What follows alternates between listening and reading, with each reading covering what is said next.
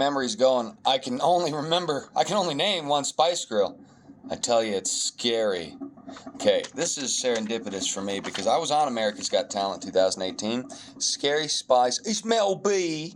And I tell you what, Mel B did not get my jokes right out the bat. But then, all of a sudden, she understood after she'd already X'd me with Heidi Klum that, oh, it's an act, it's a joke. Oh, I didn't get it. Oh, yeah. And so she took her ex back. So thank you for that, Mel B. It was funny because they did this thing where they went to the panel and each of the judges responded to my act after 3 of them X'd me. And I said, all right, Mel B, tell me what you want, what you really, really want. And what's very funny about that is on the TV show, they cut it to look like she went, like a donkey. But she didn't do that in real life because, you know, it's sensational. What she did in real life is she didn't get the joke. So they cut it to make it look like she got the joke, but she didn't get the joke. Same time, Heidi, because these judges are performing too. Those reactions that are so funny, it's performative. They're doing their own little show for you. And when I did my joke about, dude, you're getting Adele, which they also cut, Heidi Klum actually headbanged the buzzer. And I remember thinking, well, I got X'd off, but at least that's going to be a memeable moment. And they put that on another performer's X. And Heidi and Mel took it back. They did. So that was good.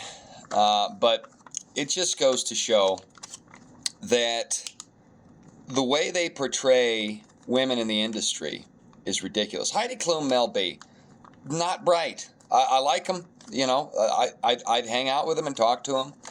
But, well, Spice Girls was an audition thing like America's Got Talent where a bunch of British girls auditioned and got put together into a supergroup.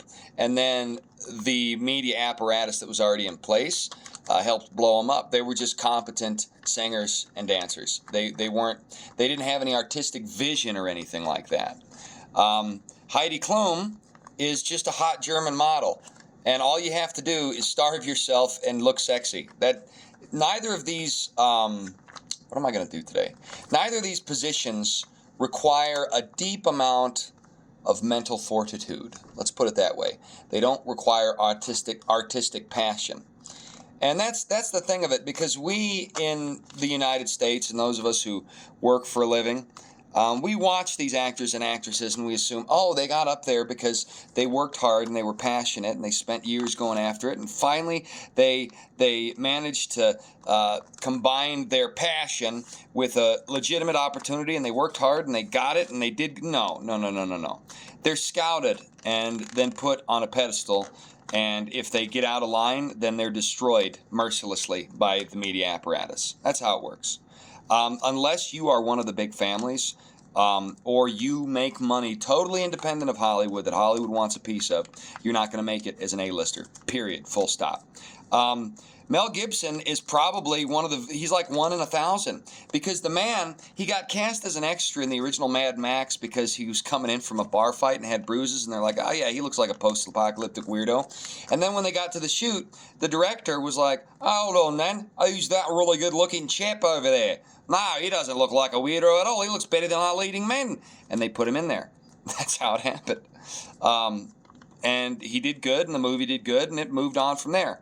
That is a very, very rare circumstance in the modern world. That's something you're not going to see very often. Now, this is a pinwheel form. You see what I did there? I moved that from the ski boat form, which was acquired by doing diagonal and right angle folds so that I had about an 8 grid. Is that right? Or it was probably a 16 grid, and the diagonal allowed me to pull it together. And then once you do that, you can get this interesting little wonton shape here. And then what you can do with the wonton is you can make each of these a little square. And I just like doing this because it's kind of fun. And similarly, the globalists really like to categorize people groups in controllable sectors because that allows them to consolidate control. Because every single thing these people do blows up in their faces. And there's a few reasons for that, not least of which being what they're doing is wicked and wrong, and it goes against nature. I mean, it goes against nature for a man to pretend to be a woman. It goes against nature for politicians to steal an election. Everything, it goes against nature to mine materials from deep in the earth for the purposes of putting together huge windmills, right? And then those windmills only produce energy 10 years before they break down, kill a bunch of birds, and even kill whales. In New Jersey, there's an issue with that. You can look into it. I don't have the details enough to say more than that, but look into it. These these varying efforts actually hurt the planet more every single time, and the reason is they're synthetic. The truth of the matter is, technology, though it provides us a lot of benefit, it also provides us a lot of hazard. I'm doing this with a smartphone right now, and it's got very good video quality, actually. And that's a technological marvel. I mean, this smartphone has more computational capability than NASA during the Apollo missions. Apollo, by the way, Apollyon, which is the demonic entity from the pit, but that's another discussion. Maybe we'll get into it later today. But this smartphone does a lot of great things. Here's the thing, though. To function in modern society, I have to have it. I have to have it to connect with my PayPal and my Gmail and my Facebook. And I had Instagram, but they kicked me off on that the last day of February because I told the truth. And the truth is, those who are causing wars and killing millions need to face a military tribunal and capital punishment. And that includes the commandeering thief of our country, the illegitimate pretender to the throne who treats the office of the president like a throne, Joseph Biden, who is a election-stealing pedophile. And that's not an exaggeration. Everything I just said is provable by the mainstream media. Ashley Biden's diary was a legitimate artifact that they went after Project Veritas for when Project Veritas said that they didn't report on that because they couldn't verify its authenticity, and they're all about truth. So even though Project Veritas didn't report on it, the FBI went after him, collaterally and incidentally legitimizing the document.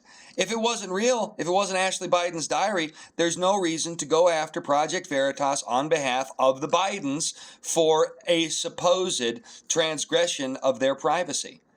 They said that Project Veritas stole the diary. They didn't. It was sent to them, and they decided not to report on it. Isn't that ironic? Just a little too ironic, and I really do think. So, the truth of the matter is, these things are, they're lies. And we're being lied to, writ large, full stop. That's what's going on.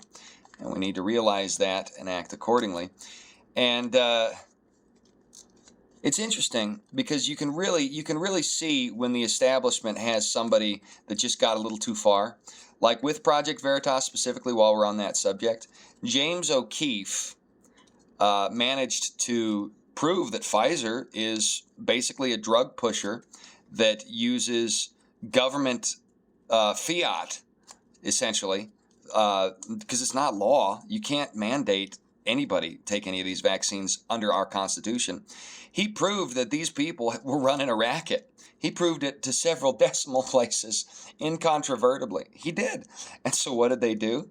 Well, Pfizer bought out his board and had him, they had him removed from his own business. So these people are corrupt. These people are wicked, and they like to consolidate their control into little collectives because it makes it easier for them to propound their corruption. All right, that's a better Star Wars shuttle. The one Luke Skywalker was playing with. I know I did it earlier, but I didn't do a good job. That one's better. See, it stands up to scrutiny, kind of. And it's just a neat little triangle, and you're like, what the heck? How did he do that? How did he do that? But there we are. Single.